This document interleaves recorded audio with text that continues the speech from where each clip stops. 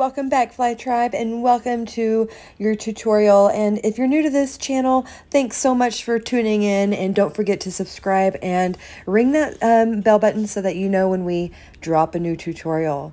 All right, so we're going to do a little combination today, a little sequence. And if you don't know any of these individual skills, we're going to link them down below so that you can, learn those before you come and do this sequence. All right, so let's get to it. All right, we're going to go ahead and climb up, and feel free to climb up however you wish. And remember, these sequences are just to give you ideas of what you can put together. And you can put your own flair and music to them. So we're going to start out with an ankle hang here. You can do a teardrop. You can do a Z, whatever you feel like doing there. You can beat up or you can climb up like she just did.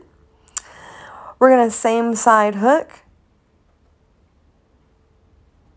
thigh hitch, and we're going to go to same side sit, or some people call this swing. You can style, and like I said, you can put your own flair to any of these sequences or combos. You're going to lean back, hook the knee. Remember, if you don't know any of these individual skills, you can go back to the description and they're all linked down below.